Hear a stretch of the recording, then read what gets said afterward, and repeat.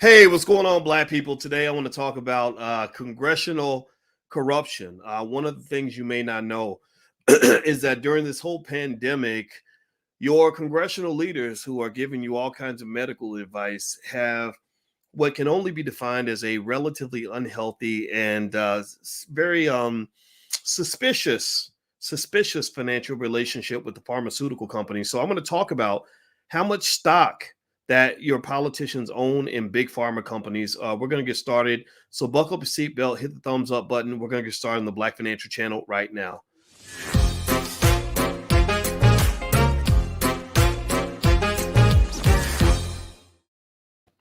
Hey, what's going on, guys? Welcome to the Black Financial Channel. This is theblackfinancialchannel.com. My name is Dr. Boyce Watkins. I'm your friendly neighborhood finance professor.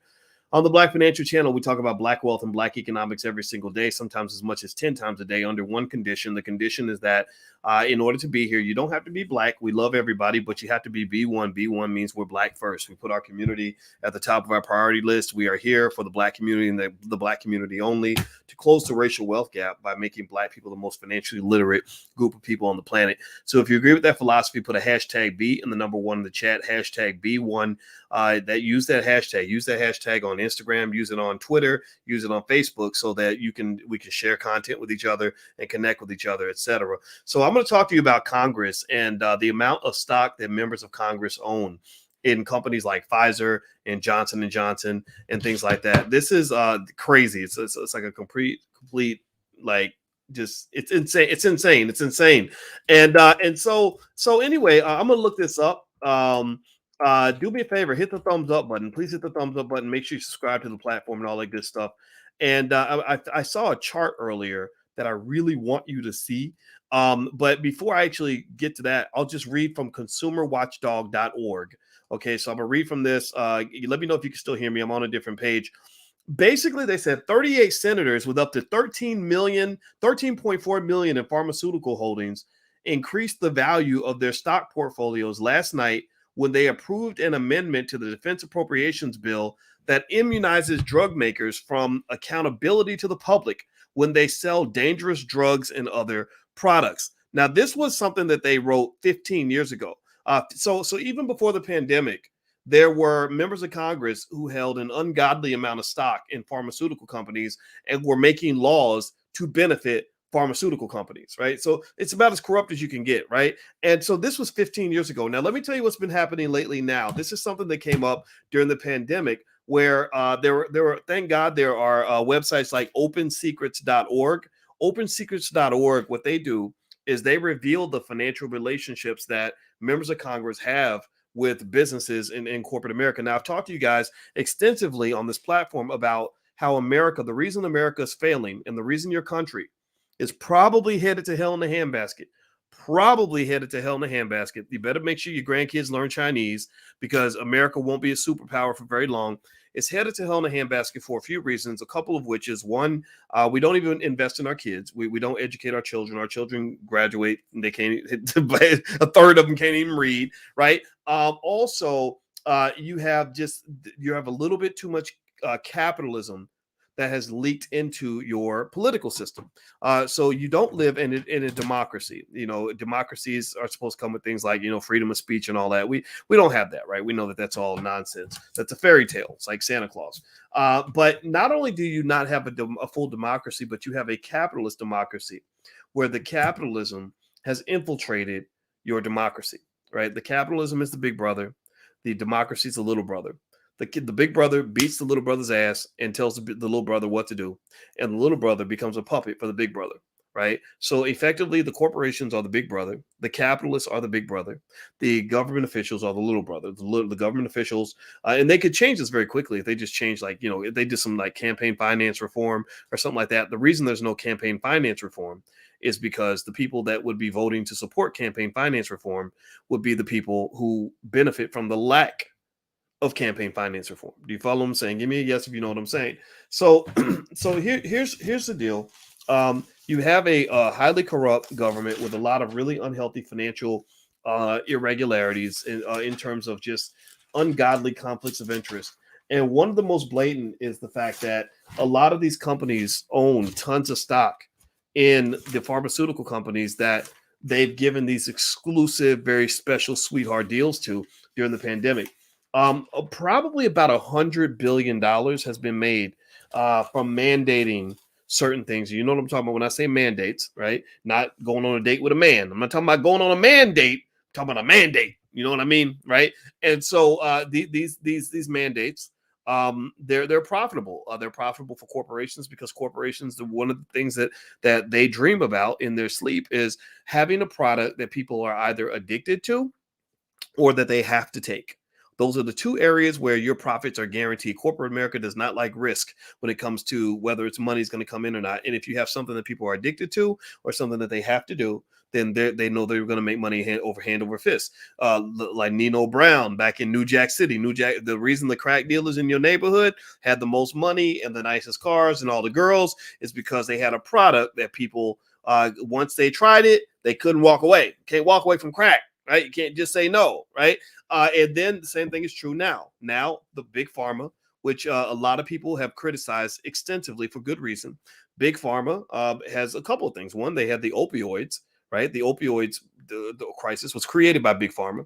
A lot of this crisis was driven by the fact that they started loosening the restrictions on what you could advertise. That's why I warn you, black folks, about letting these rappers advertise opioids to your kids, because they're basically violating like what is actually used to be the law. But before, you couldn't just go and market your drugs like crazy and say, here, try this drug, it'd be good for you, right? Or here, take a pill. You got a problem, take a pill, right? Forget trying everything else. Forget trying to be healthy. Forget trying to like go see a shrink. Forget trying to find some healthy way to cope with your problem. Just take a pill. It'll all go away, right? So Big Pharma, out of control, has pretty much infiltrated your political leaders. The original virus was the virus of extreme capitalism that had already infected your members of Congress, to the point where this is creating very legitimate skepticism that people have right now. I mean, seriously, process it like this. Now, you guys know my dissertation. I wrote my dissertation on financial psychology. Now, one of the things I've concluded through the years, as it pertains to the impact that economics has on your mindset, is that financial addiction is a very real thing. That money is a drug. Money is a drug. And so I want you to imagine this with me. And by the way, so there's some fake profile in here that looks like me that's telling people to inbox them. It's not me. I just want to make sure you guys know that, because I'm not going to send you a message saying send me an inbox message or whatever. I don't do that, right? So just ignore that stuff. But anyway, so imagine you got a cousin that you grew up with, that's your homie. Like, you love your cousin loves you, but then let's say, and your cousin was super loyal to you. But let's say that later on you find out your cousin's hooked on crack, your cousin's on a drug. Are you gonna trust that cousin? Like, if that cousin comes by, remember that this is the cousin that you normally trust, the cousin normally has your back. And your cousin comes and says, "Hey, can I borrow? Let me hold $50. Let me hold your next paycheck, so that I can, get by, whatever. Like, my baby needs new diapers. I'll pay you back as soon as I get paid." Are you going to trust that cousin? Give me a yes or no. Brian Bridges says, hell no. That's a good answer. Well, why aren't you going to trust the cousin? Well, the reason you don't trust the cousin is because you know that when your cousin says, "Hey, cuz, I got you. I'm going to pay you back. I'm going to be there for you," right? That's a lie, because your cousin isn't really talking. The cousin ain't talking. The crack is talking. The crack is doing all the talking in that conversation, so you don't trust your cousin. Well, your government officials are the same way. So when Nancy Pelosi or Mitch McConnell stands up there and says, "Everybody do this," or "Everybody go get the jab," or "Everybody do whatever," right? I'm not telling you that you shouldn't have done it. I'm not saying that at all. I'm saying that there are people who understand how money works, and they say, "I'm not listening to you because you're not really talking, Nancy Pelosi." The people that are talking is the money. Money talks. Money talks much louder than you. So when I'm hearing you talk, I'm not really hearing you. I'm hearing all the cha-chings and the dollar signs of the people who control you. I don't want to hear from the puppet. I want to hear from the puppet master. What the puppet says means nothing, because the puppet does not have a mind of its own. The puppet master is the one doing all the talking. And a lot of you have a lot of puppets out here that are telling you to do a whole lot of stuff. that ain't good for you. You have your black celebrities. Many of them are puppets. They all repeat the same damn message because they all getting paid by the same puppet master.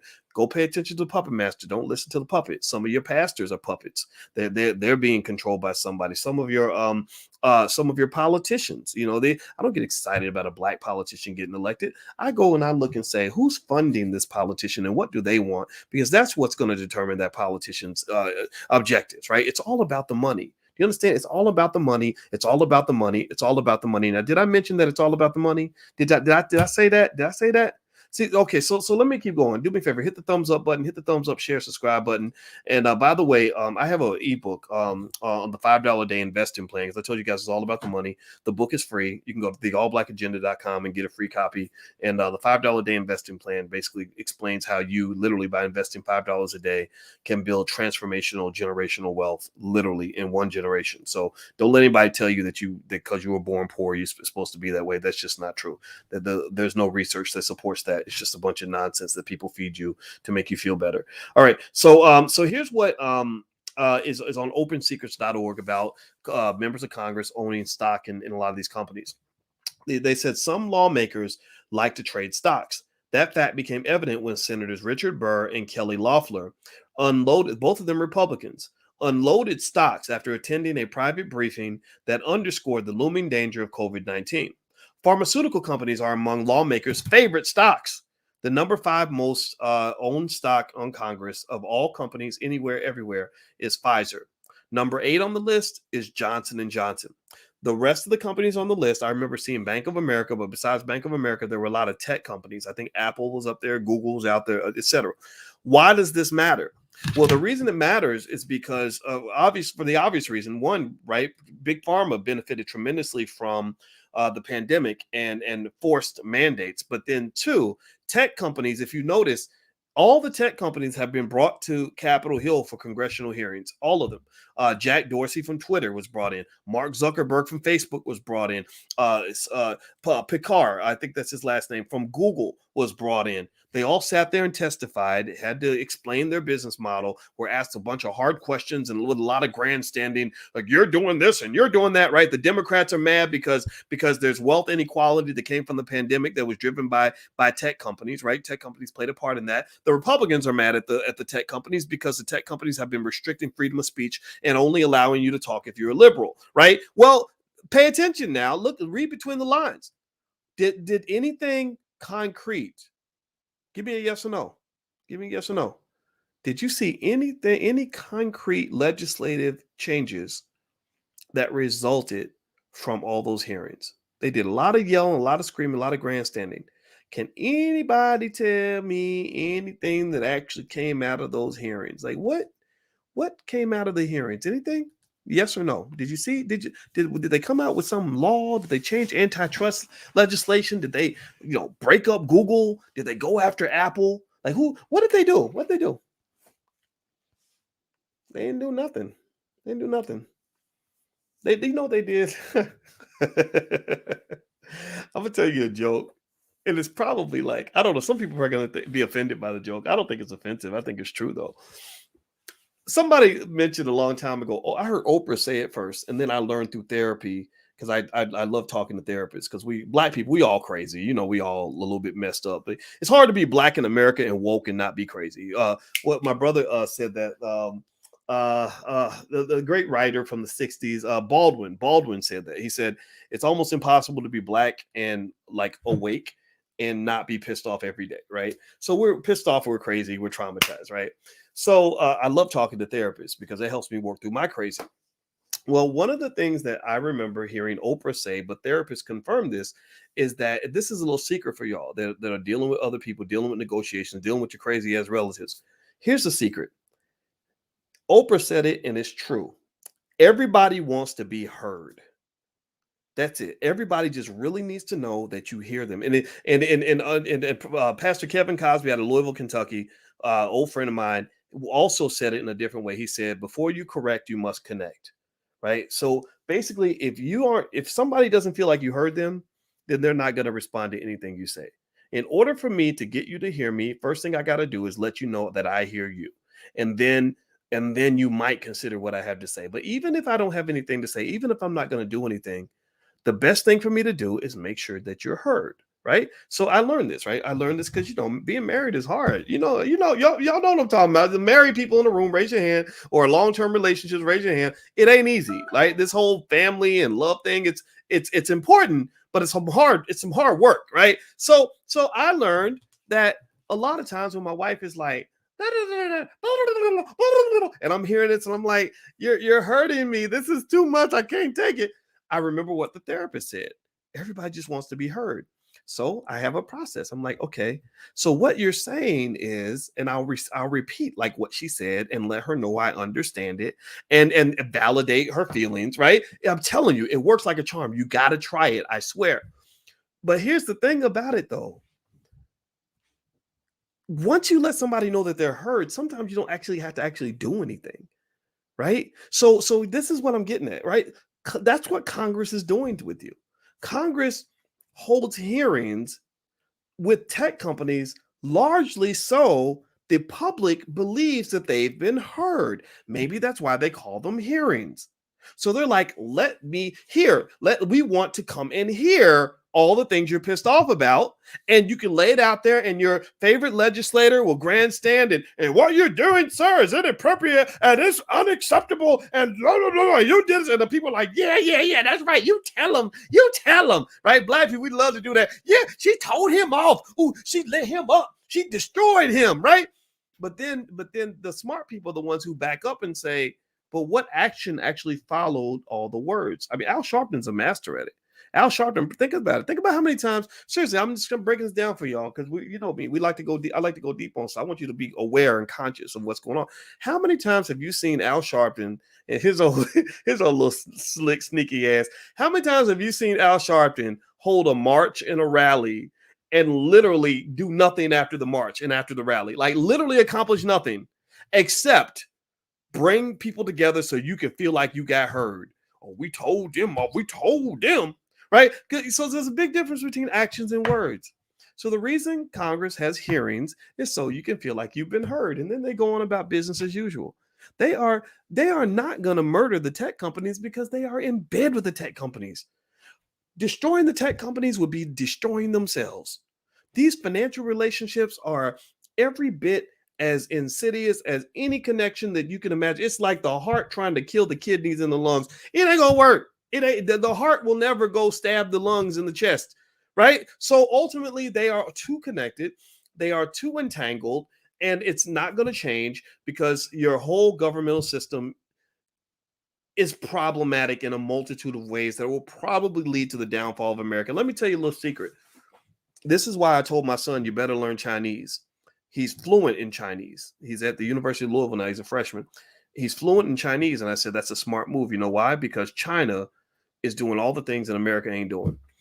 Did you know that China produces 8 million college graduates every year, right? 40% of those graduates are engineers. They produce more engineers in a year than the United States plus Japan plus England combined. Did you know that?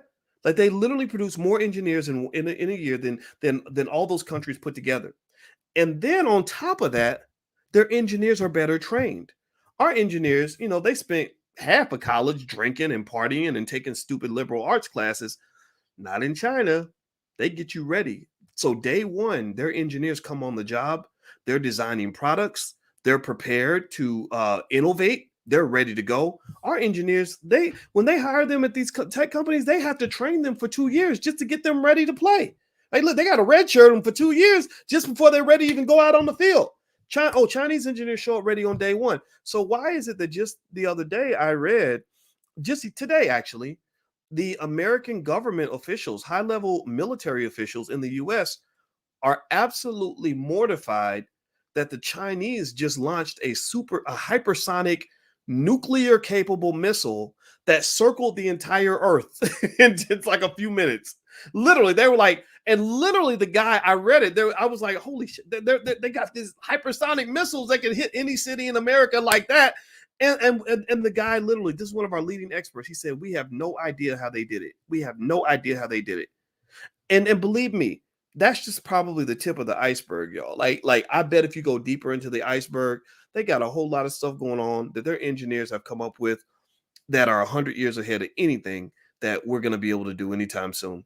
So my point is to say, you might want to learn some Chinese or get ready for the future because the future is coming. Now we are talking about politics because we're talking about money in politics, and again, to connect this all back together, to bring it all back, because you guys know I like to bring it back home. Ultimately, the United States is struggling and failing because your politicians are a bunch of bought and sold corporate puppets who aren't really doing what's best for America. If they really wanted to do what's best for America, they would invest in young people, which they do not do. They would take care of their veterans, which we do not do. We will send them off to war to get the legs chopped off or whatever, and then not even take care of them when they get older. It's sick. You would compensate your teachers better and incentivize them. Every teacher should be making at least $100,000 a year, especially the good ones, right?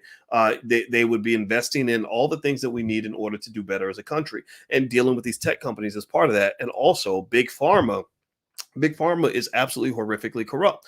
Big Pharma actually, they take pills like, this is another thing that Congress does to give them an advantage. Not only do they have addictive products and mandated products, but they also give them exclusive monopoly rights for certain drugs, which allows them to take a drug like Xanax, which costs maybe 3 cents a pill, and they could sell it for like sorry, not a dollar, I'm sorry, $127 a pill or some ridiculous amount of money. So they literally get to mark up the price of Xanax like 500,000%, and nobody says anything about it. Nobody stops them. And every time they try to step forward, like, shout out to Barack Obama for one good thing that he tried to do was he tried to engage in healthcare reform, right? He tried. He did. I believe he genuinely wanted to do this for the country. And that's one of the areas I applaud him. I'm not here to just criticize the man for everything, because I think some of the things he did, he was trying to do a good job.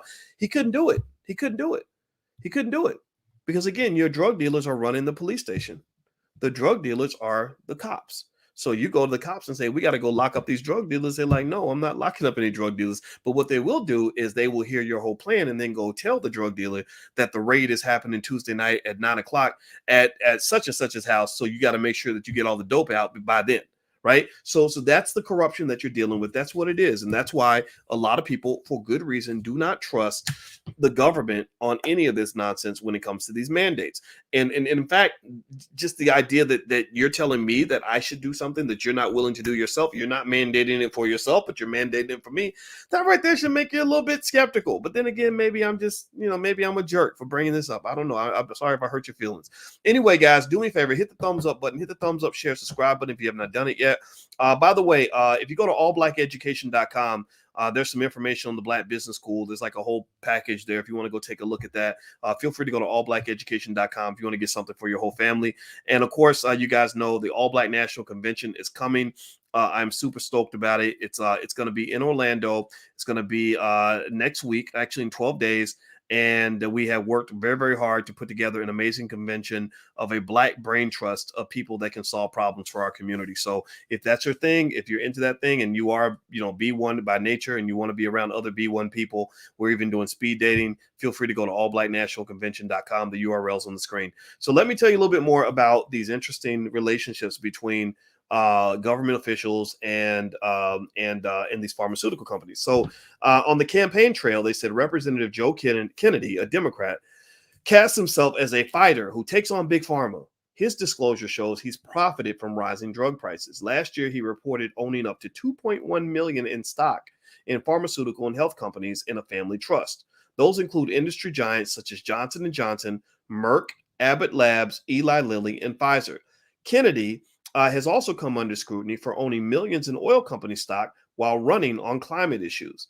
Pfizer is one of the most popular stocks in Congress, with 48 lawmakers placing their bet on the drugmaker that hikes its prices each year. Representative Jim Sensenbrenner of Wisconsin, a Republican, the second most senior congressman, reported holding between 1 million and 5 million in Pfizer stock. 47 lawmakers reported investing in Johnson & Johnson, despite the drug maker's role in the devastating opioid epidemic. Now, the top 10 stocks that members of Congress own, number one is Apple, Number 2 is Microsoft. Number 3 is Bank of America. Number 4 is AT&T. Number 5 is Pfizer. Number 6 is Walt Disney. Number 7 is GE, General Electric. Number 8 is Johnson & Johnson. Number 9 is JP Morgan, right? So that's actually the top 9. The pharmaceutical lobby has successfully defeated bill after bill that would limit the rising price of drugs. And by the way, I saw something on stats about Big Pharma where they literally said that a large percentage of Americans, senior citizens, basically have to skip meals in order to pay for their drugs. I mean, it's really really terrible. And in fact, the interesting thing is that it wasn't always like this. But in 2018, Big Pharma brought in about a 1.1 trillion dollars. They let's see, they contribute 56.6% to the global sales of the best-selling drugs. 85% of all drug exports come from about 15 different countries. And so according to AmericanProgress.org, here's a few things they have to say about Big Pharma. They said, let's see here. They said, moreover, pharmaceutical companies receive substantial U.S. government assistance in the form of publicly funded basic research and tax breaks, yet they continue to charge exorbitant prices for medications. But the issue goes beyond cost. In America, more than 1 million individuals suffer from type 1 diabetes, a condition where the body cannot make insulin, which is essential for getting glucose into cells within the bloodstream. Without insulin, glucose accumulates in the bloodstream, causing dangerously high blood sugar levels. Among all Americans suffering from diabetes, at least 1 in 4 said they have engaged in insulin rationing, a tactic of using less insulin than is needed in order to make the doses last longer, as a direct result of the skyrocketing price of the drug. A vial of insulin, which is the only life-sustaining option for type 1 diabetics, retails at $300. A 2018 study commissioned by the Congressional Diabetes Caucus found that the price of insulin has doubled since 2012. So effectively, and this is important, right? Things like diabetes affects our community more than anybody else. And this is one of the reasons why, I'm really an advocate of you learning your health advice or getting your health information from people like Queen Afua. Queen Afua is somebody that I invited to the All Black National Convention this year. And I went after Queen Afua. I reached out to Jay Morrison. I said, Jay, you introduced me to Queen Afua when I was at the Black House last time. Can you get me in touch with her? Because we need people that are going to help us with our health without there being a profit motive, right? We need people that can actually that are still making their money, right? Queen Afua has a lot of great, fasts and things like that she offers that have a cost to them, right? But she's not making $10 billion a year, right? But she's running a Black-owned business. So that's one of the things I can tell you guys about capitalism is that hardcore capitalism is not healthy. It's not good for society. So in America, you're seeing what that Eurocentric thinking is doing to the country. It's decaying and destroying the morals of the country. It's destroying, it's a spiritual kind of decay where you're literally doing anything for the money. You're letting people die so you can make a couple extra dollars. Rich people don't want to pay an extra, 0.5% in taxes just to keep hungry people from starving to death, right? So it's kind of this sort of mindset that I hope doesn't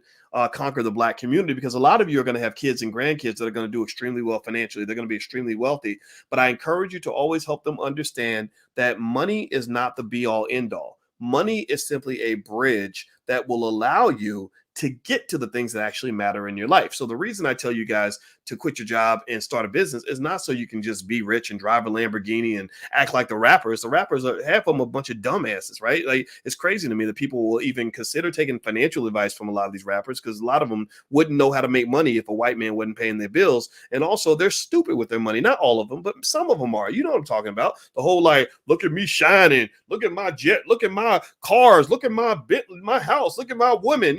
That's, don't get me wrong, it's fine. Like, if you're young, maybe that's all fun and that's interesting, but there's a bigger purpose to economic power that goes beyond just having another fancy car, right? It has to go into being able to provide for the people you love, protecting your community, having freedom to make choices in your life without somebody telling you what to do. You don't understand that not having capital in a capitalist society pretty much means that since you don't own the capital, you are the capital. You become the capital that is owned by somebody else. So Andre Hatchett, shout out to Andre, my good buddy in Atlanta. Andre has a saying on a t-shirt. I wore it when I was on the Breakfast Club. And it said, own or be owned. Own or be owned. So if you don't own capital, then you're gonna be somebody else's capital. Do you understand what I'm saying? If you ain't there with a fork and knife ready to eat dinner, then you're gonna be the dinner. They're gonna have you on the table and you think you're there to eat. No, you're not there to eat, you're there to be eaten. Don't let them eat your children. God, that sounded so crazy to say, but man, that's so true. Anyway, let me keep going. Hit the thumbs up button. Please hit the thumbs up button. So let's see here. Here's more on opensecrets.org. They said the pharmaceutical lobby has successfully defeated bill after bill that would limit the rising price of drugs. Representative Greg Gianforte, the wealthiest member of Congress, reported investing $3.6 million in pharmaceutical companies. He was the top investor in several industry giants. Blah blah blah blah. Let me see here. What else is here? 79 lawmakers reporting holding shares of Apple, the world's first $1 trillion company. Apple enjoys investments from members of both parties. House Speaker Nancy Pelosi, who represents the San Francisco district that neighbors tech giants, reported owning up to $25.5 million in Apple stock. Pelosi's husband, Paul Pelosi, this is something y'all know about Nancy Pelosi. He runs a venture capital firm that has helped make the Democratic leader one of the wealthiest members of Congress. He made a number of trades involving tech companies during the early stages of the coronavirus pandemic, including buying shares of Slack.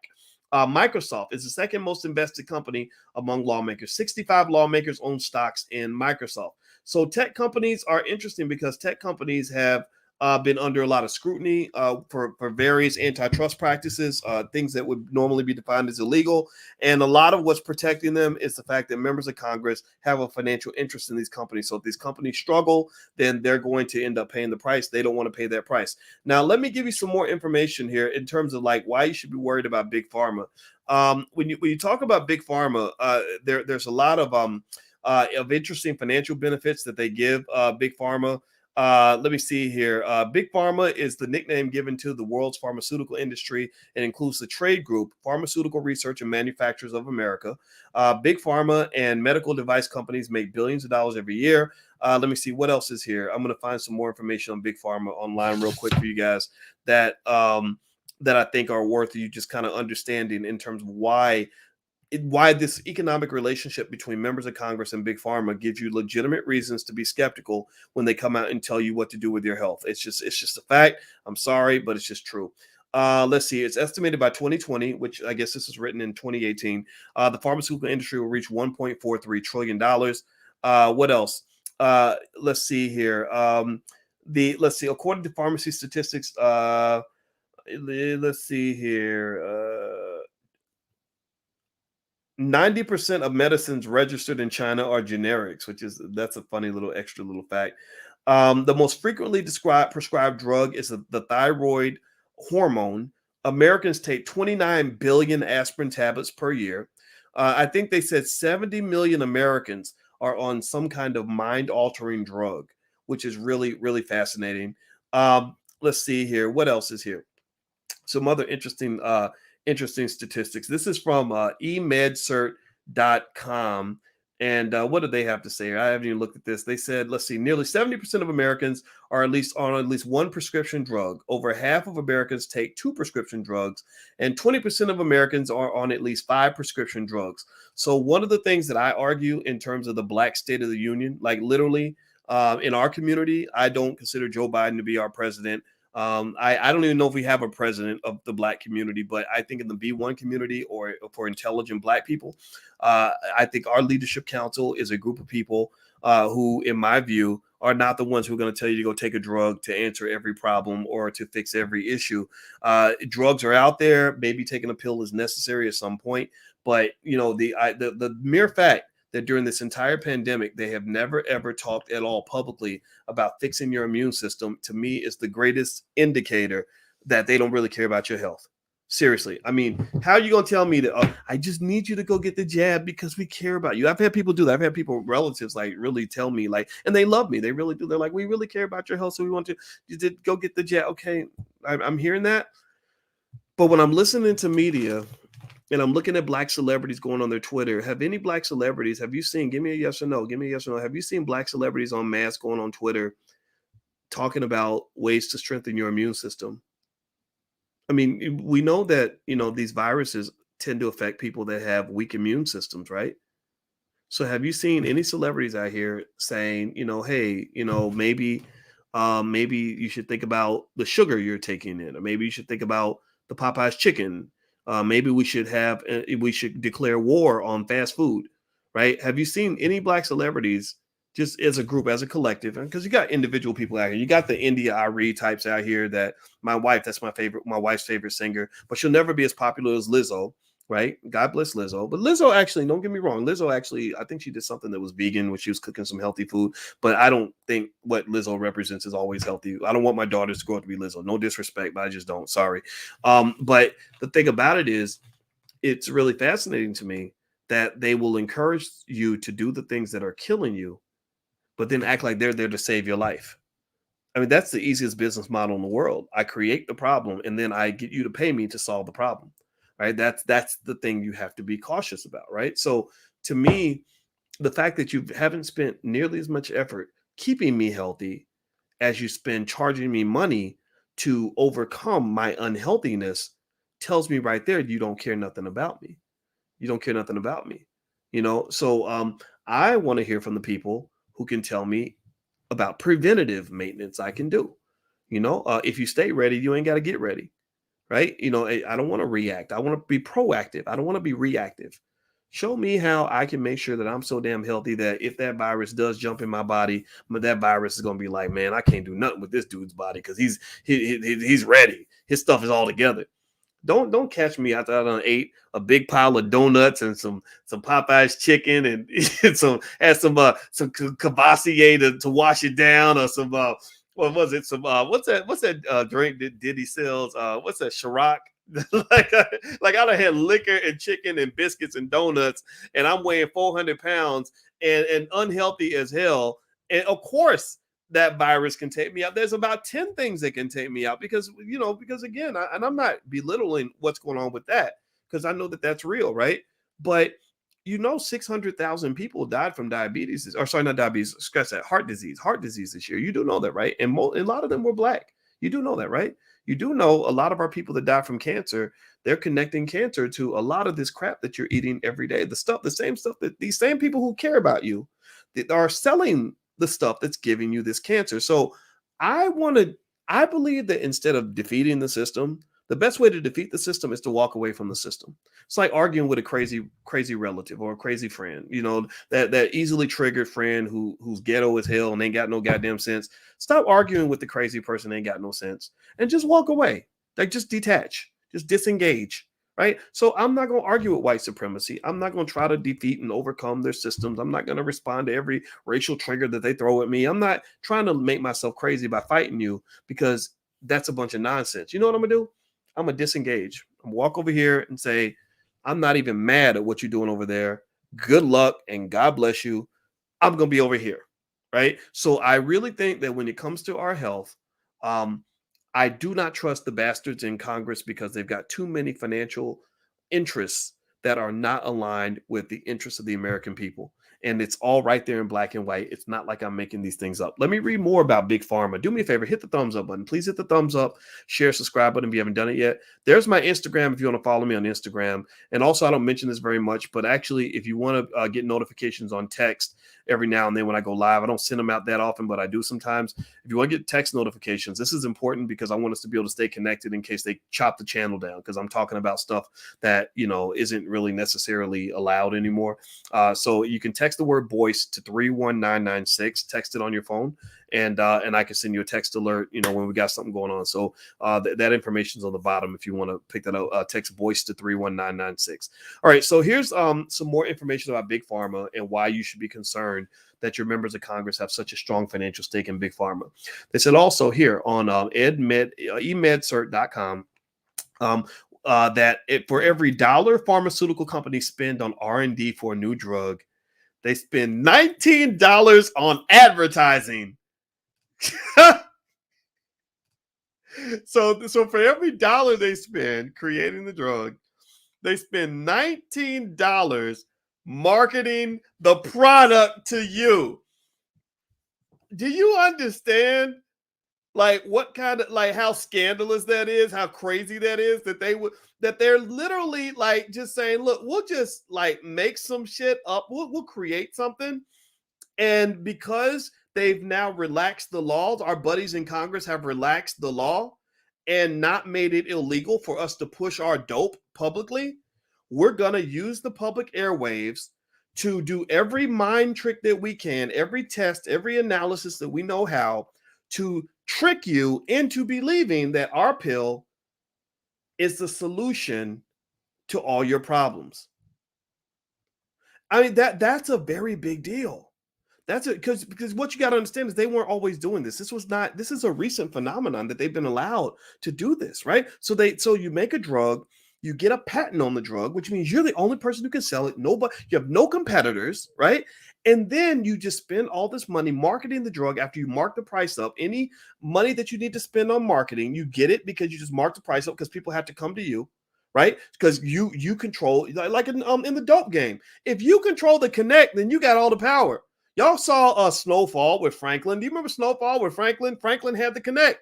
So Franklin had a lot of power because he had the connect. So when you have a patent on a drug, you are the connect. You control all of that. So people have to pay whatever price you charge, especially if it's a drug that you need to save your life.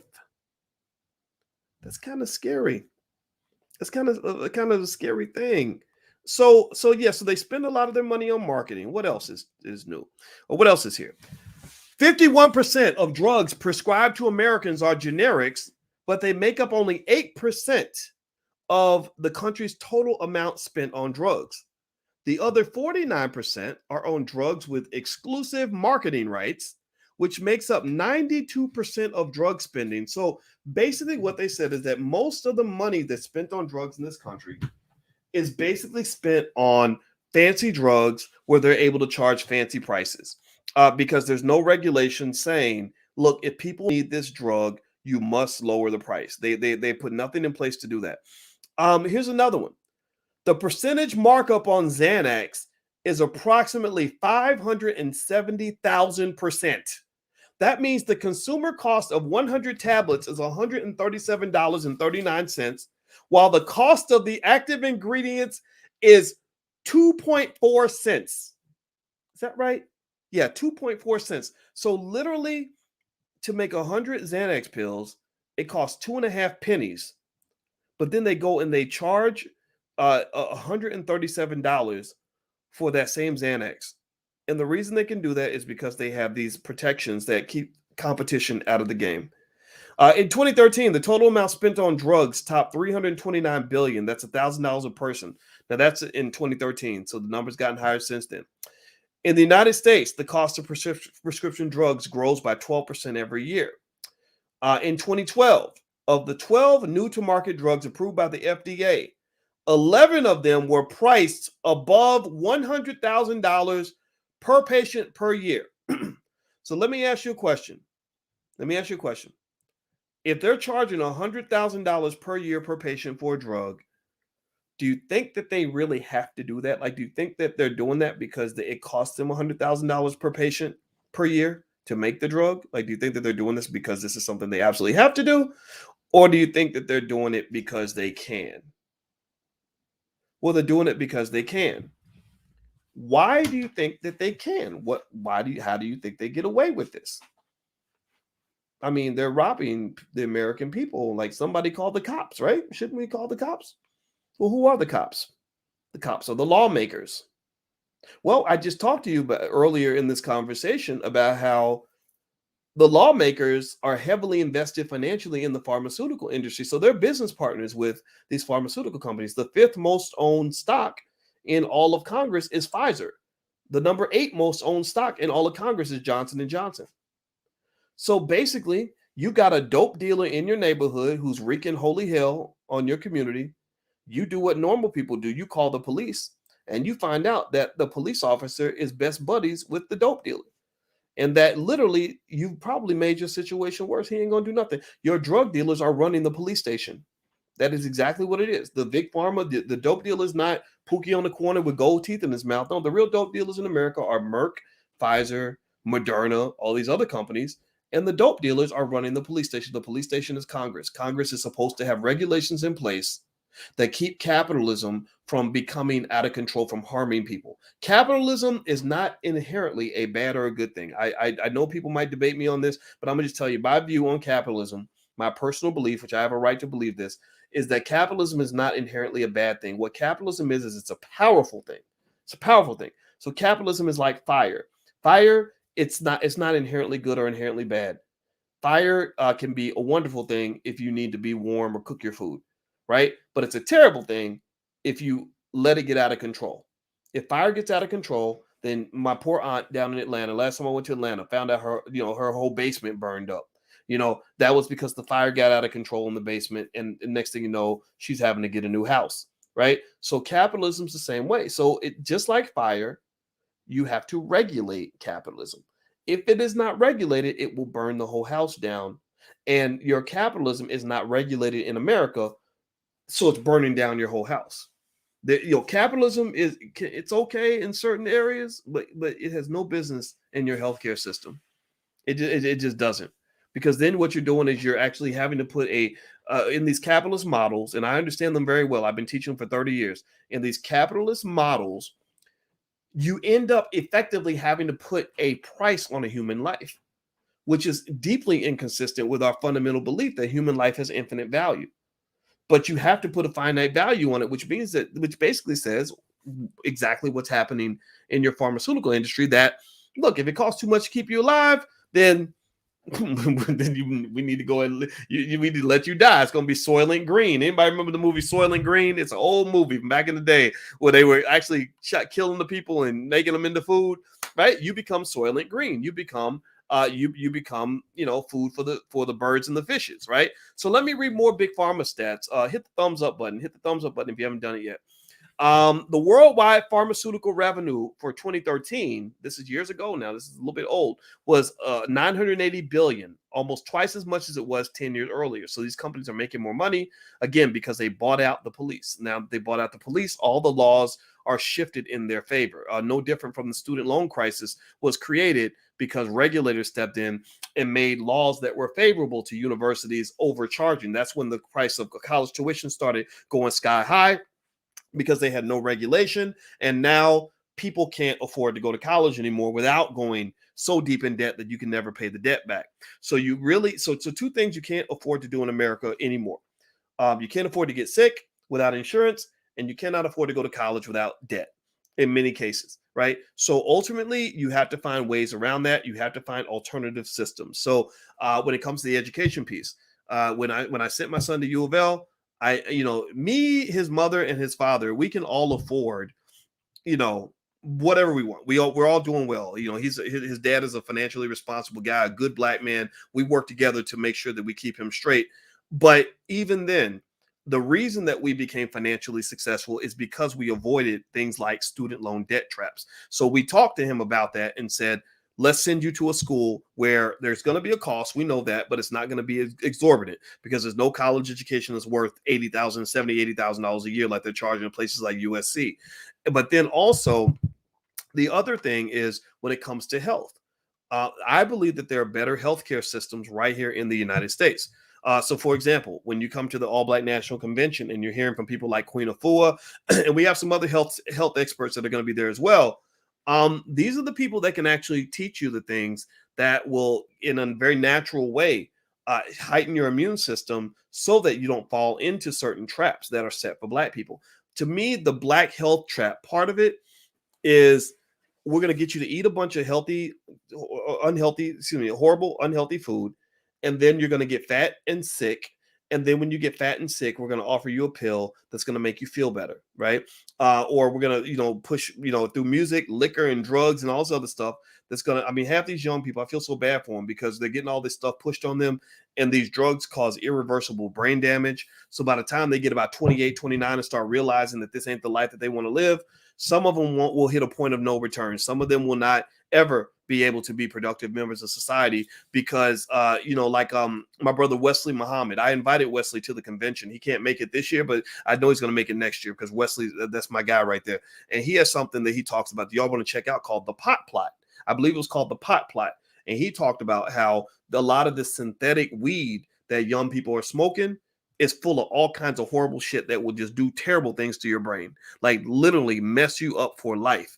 And so that's another way, when they started sort of talking about the way cannabis itself is not so unhealthy, they got people sort of letting their guard down and saying, okay, well, then it's cool if I sit around and smoke weed all day. That ain't never cool. Like that will never, in my view, ever help you become a successful person. Even if it's natural weed. I don't know a single person who sits around and smokes natural weed all day who is able to be productive and successful. Right. I just don't believe that. I think if you enjoy it in your spare time or whatever, that's cool. But if you make that your obsession, you're gonna lose, man. You're not gonna win. You're not gonna be ready for war. And they're gonna come get you. They're gonna take your ass out, and ain't nobody gonna be able to do nothing because you will be the weakest link. So be very careful about all these things they want you to consume, or things that people act like aren't a big deal. Like, for example, white people have always thought liquor was like not a big deal. Like they were just kind of like, yeah, everybody drinks, everybody gets drunk. When I was at Syracuse University, we have so many alcoholics there. It was ridiculous. It was very sad. And I remember just thinking, man, my association with liquor was one that was very traumatic. My grandmother, excuse me, my grandmother, I was just watching I interviewed my grandmother before she died. My grandmother's on the wall. She's this panther. We named our Black business school panther Felicia because that's how I keep my grandma alive. So this week, I swear to God, this week I was watching this old interview I did with my grandmother back in 2005, because I knew she was going to pass one day and I wanted to get all her history, like, documented. So my grandmother told her whole story from the time she was born. And one thing that she told me was that her father was an alcoholic, and all of her father's siblings were alcoholics, and both her father's parents were alcoholics, right? So this told me that this runs in our family. And then I thought about some uncles I have that struggle, some cousins, etc. And I've never seen anything good come from that. I've never seen anything good come from a drunk ass Black man who can't hardly get up off the goddamn couch. I don't know, maybe y'all had a different experience, but I've just never seen anything good come from that. Some of y'all may have people in your family who are in that situation. So for me, alcohol was always just one of those things where I said, I don't know what's in it. I don't want to know. I don't want to know. Whatever it is, it must be good, because I see these people running right here just doing ridiculous stuff because they're too drunk to remember what they did. But I remember at Syracuse, the view was just very different. We had a lot of students that were legit alcoholics that would just go out and do terrible things and get in horrible situations, get accused of rape or get raped and just all these crazy stuff. And I just remember kind of thinking, white people love their liquor. And then I watched a Ken Burns documentary from where he said over 100 years ago, the average American, the average white American, this is white people stuff. I don't think Black people have to own this. Don't get me wrong. I know some of y'all drink, and I'm not judging that at all. But literally, I think he said in like 1850 or something, the average American drank an average of like 36 gallons of whiskey a year, or it was some ungodly amount of whiskey. And I said, holy crap, these people are crazy, right? But then here's the other thing. I read another study that said alcohol is the most dangerous drug in the world. And I said, how can alcohol be more dangerous than crack or heroin or meth? And what they said is, pay attention now. I'm making a point here. Sometimes, those of y'all who've been watching me for a while know how I get. I'll get a little long-winded, but I always bring it back home. I'm always making a point, but I'm nuancing the point so you can really see it clearly. But basically, the reason alcohol was the most dangerous drug in the world was because people don't think it's dangerous. Do you understand? Like, the thing that usually gets you is not the thing that you're ready for. It's the thing that you are not ready for, right? Like my father used to say, keep your enemies close and your friends closer. And I said, wait, didn't you get that backward? In The Godfather, they said, keep your friends closer and your enemies closer. He said, no. He said, because your enemies, you ready for your enemies. It's your friends that get you. And I thought about that. I thought about my father, because my daddy's like a part-time gangster. Like that's why I love the man. He's a very strong Black man. I have much respect for him. And one of the things, and I remember watching the show about a mob boss who got mad at some guy. Some guy was popping off at the mouth and he disrespected him in front of everybody. And the mob boss didn't say anything. He was an old man. He just walked away from the guy, right? He just walked away. And the guy got real scared because he got real quiet, right? When people are real gangster and they get real quiet, that's when you get nervous, because he was a guy that really will execute. He's not going to tell you what he's going to do. He just does it.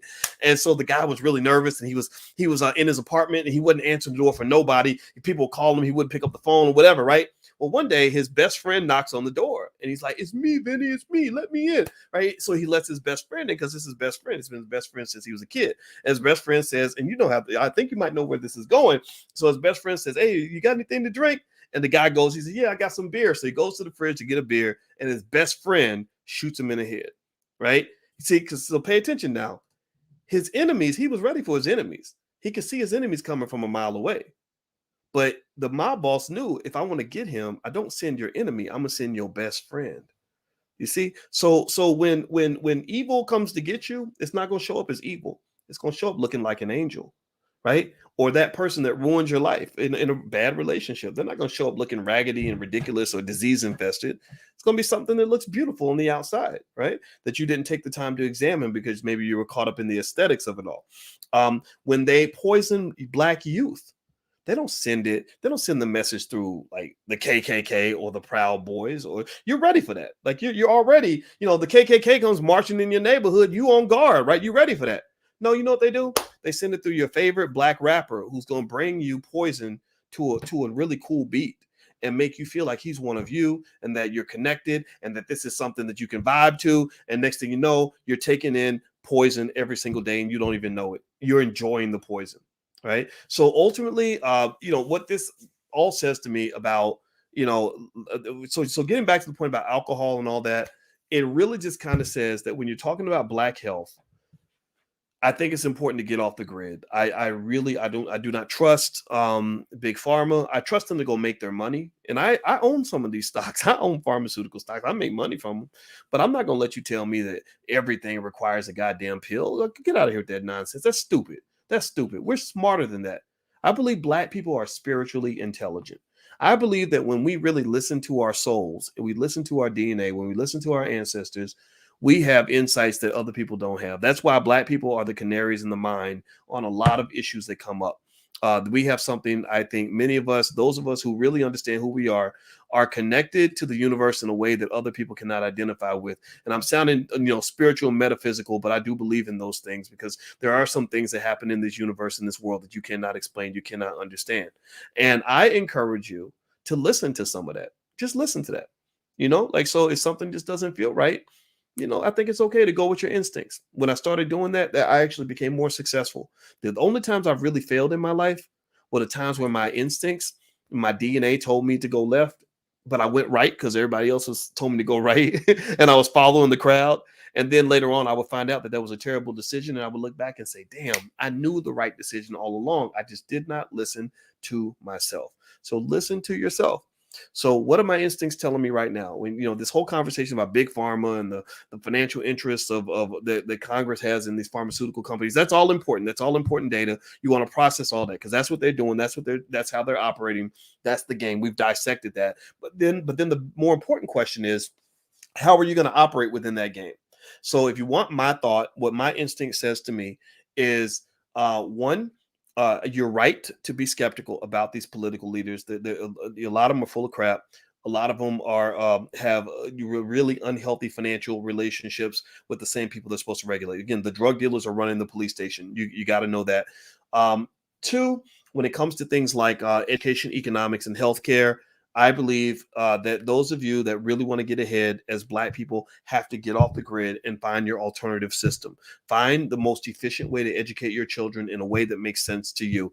I believe that the reason that you have so many educated Negroes that are damaging to the Black community is because they received the wrong education. They didn't receive an education, they received an indoctrination, right? That's very different from an education, right? And so ultimately, a lot of the things that they learned, they think that they made progress because they learned a lot of stuff, but they learned absolutely nothing that hit the mark. Every bullet that they shot is going to miss the target. So if you have a gun and you shoot the gun and you keep missing the target, it doesn't matter how much bullet velocity you have, you didn't hit the target. So education isn't just something that you fill your brain up with. It has to be filled up with information that is relevant to the problem that you're seeking to solve. So if you're looking at the Black community, we have problems that we specifically need to solve. What's our big problem? Well, broken families. Families need to be reconstructed. Well, that means that the number one educational point, or one of the top three for a Black child, in my view, is how to be a good member of the Black community, what it means to head a family, what it means to learn how to be a good wife, good husband, good boyfriend, girlfriend, whatever you choose to do, right? What does a family look like, and how do you create a family that's going to be solid? Because one of the biggest problems you have to solve is how to maintain a healthy family. That's where reading books about relationships and family and all that is so important. I spend a lot of my time, literally a ton of my time, learning how to get along with my wife and how to be a good father. Like, seriously, that is literally, I want to get a PhD in that shit so that I don't fuck it up, right? What else? The wealth gap. The wealth gap is a big issue for the Black community. How do we get the wealth in our community and stop giving all of our money away? Well, that means to me, a Black child, instead of sitting around reading books by Edgar Allan Poe and whatever the other crap they have you learning anthropology and all. I'm not saying those things are not important, but you learn that after you learn how to make some money, how to have assets, all this other stuff. I mean, seriously, think about this, right? When you have 100,000 Black kids every year that graduate from high school that can't even read at grade level, 100,000 every year that can't even read at grade level, can't do math at grade level, can't do any of the things they're going to need to be successful, whatever it is, right? It's not like they didn't learn anything, right? It's not like they know nothing. They know something. There's something in their brain. Well, what's in their brain and how did it get there? Oh, wait. So you don't know, you can't read, write, and do math, but you know every lyric to every Cardi B song that's ever been written. What? You were learning the wrong stuff. Oh, you can't read, write, and do math, but you know how to do a crossover dribble and play basketball really well, or you know how to throw the football down the field. That's all cool. That's fine. But you're not going to be a professional football player. Only one in every 10,000 of you is going to make it to the NBA or the NFL. But what you are going to go pro in is you're going to go pro in the really important game, which is the game of life. That's where you're definitely going to the pros, and you haven't even been to training camp. You ain't even ready. You're going to go pro in the game of being a Black man in America. That's going to be the Hunger Games and the Squid Game on your ass. Like, you're going to go pro in the Black version of the Squid Game, where it's either succeed or die, survive or die, right? So that's where you will go pro. And I would say that if you're getting your kids ready, you prepare them for where they're really going to go pro. They're going to go pro in the game of life. He's going to go pro in the game of fatherhood. She's going to go pro in the game of being a Black woman. So what education should do, in my view, is achieve the goal of preparing your kids for when they go pro. Learning how to create and maintain a healthy family. That's probably 80-90% of that will solve 80-90% of the problems that you have in the Black community. Seriously.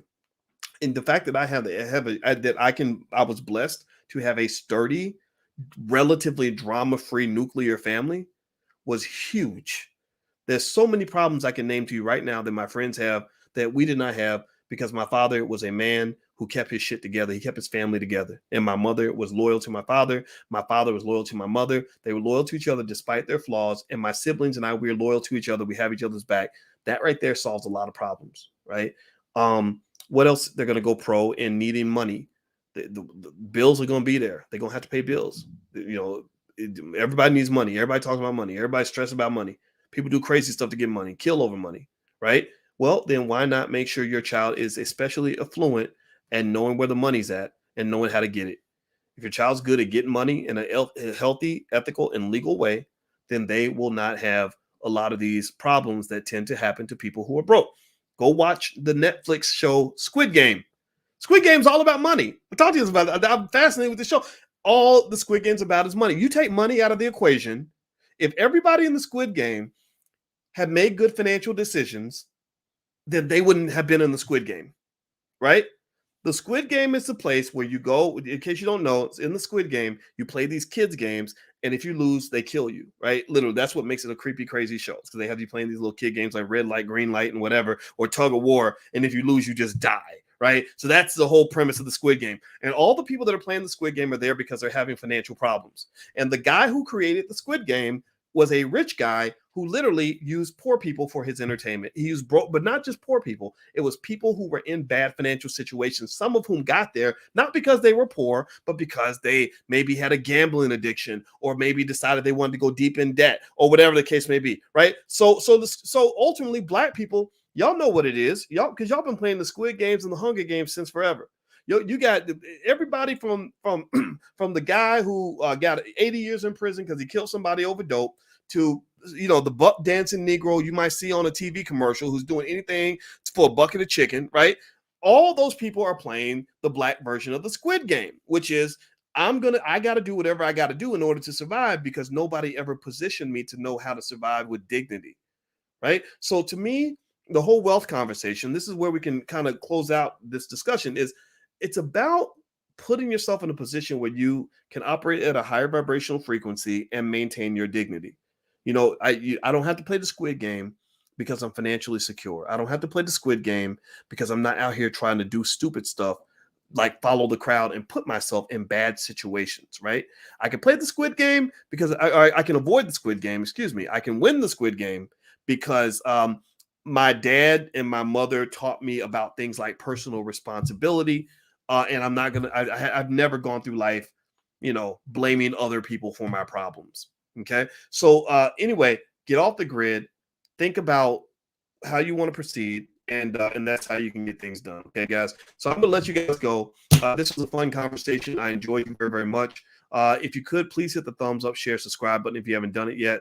And don't forget, All Black National Convention starts in 12 days. And so we're going to meet in Orlando, and I have 60 speakers that are coming. 60. That's a lot. And I don't even think I included myself. So make that 61. And it's going to be really great. It's like a big Black family reunion. You're going to love it. And we've been planning it for an entire year. And we have a lot of really awesome people. There's a few like Devon Travell, who created the Black Wall Street game, a brilliant brother. Victory Boyd, the Rock Nation singer, who Jay-Z signed her himself, and she's that good, and she's awesome. Her family's 100% B1. Guys like Freddie Taylor and Al Duncan, who are both millionaires that you'll never see on TV, but these are Black men who love their wives and take care of their children and have built multi-million-dollar businesses. And they're probably one of maybe 40 millionaires that are going to be at the convention. Queen Afua, who's the baddest, sharpest Black woman ever, 68 years old. She has more energy than a 30-year-old because her health is so good. So she's our minister of health, in my view. Lene Javette, who's a business startup specialist and consultant, who actually, she's bought a nice house. And so shout out to Lene. Jay Ortiz, who is a young rapper out of Philadelphia, who just created the first NFT art gallery in Philadelphia that I think I've ever seen. And also Carla Ballard. Carla Ballard is an extraordinary crypto expert. So she's coming by. I have not met Carla, but I've heard great things about her. Teddy Ewing, flying all the way from Egypt. She's another expert in business and crypto and everything else. And we're also, of course, doing speed dating. I mentioned that to you guys because I want you, for those of you who are single, I want you to understand the importance of deciding who you're going to let into your life. A lot of people think dating is about hookups and good sex and all that. And all that stuff is normal. All that stuff is human. There's nothing to be ashamed of in that area. But you cannot put yourself in a situation where you're letting those lower vibrational frequencies kind of drive all your decision making. Like for the men, you can't go thinking with your penis all the time. You have to have sexual discipline if you ever expect to survive in this world where literally somebody just accusing you, a woman accusing you of harassing her on the job because you asked her out 3 times and she said no. That's enough to ruin you. They'll treat you like a rapist. So you have to just sort of be aware. And same thing with ladies, just who you let into your life is important. So we're doing speed dating because we figured that all the people that come to the convention that are single would want to meet other singles that are similar to them. And if you meet somebody that wants to build with you, they can become your greatest asset. It literally is like giving yourself a double barrel weapon against white supremacy. In fact, the greatest obstacle, the greatest way to challenge white supremacy is with strong Black families. If you have strong Black families and Black people that love each other, that love is the most powerful force in the universe, and that love cannot be stopped. And so, that's what we want to do. Is we have relationship experts that will be there, that will facilitate the process, that'll help you not just in the process of meeting each other, but also talk you through the process of how to get along with each other, so that you're not stuck in this horrible matrix of broken families that actually cost Black people probably lose at least a couple $1 trillion every generation just from broken families alone. Just from broken families alone. Like seriously, you don't even know this, but this is money that literally leaks out of your backyard. You lose a couple $1 trillion every generation just because the family couldn't stay together. The divorce industry makes billions of dollars from broken marriages, child support courts and baby mama, baby daddy drama and all that money going back and forth. That's the reason why the lowest net worth in America is that of a single Black mother with children. A single Black mother with children has the lowest median net worth in this country because it is hard as hell to do it all by yourself. So getting a good teammate, getting the right people in your life means you can still have the good sex, you can still have the fun, you can still live your life, but you're doing it in a way that's constructive and not destructive. So that's my 2 cents on the issue. I hope that this helps some of you. Maybe I'm just preaching, but I got to share what I know. All right. So allblacknationalconvention.com. That's the URL. There is a virtual ticket. We can't stream every single session, but we will stream a big chunk of it. So feel free to go to allblacknationalconvention.com. We hope you can make it down. And I hope you guys have a great day. So I'm out of here, guys. Please have a good one. Love you. Thank you for listening. Talk to you later. Peace.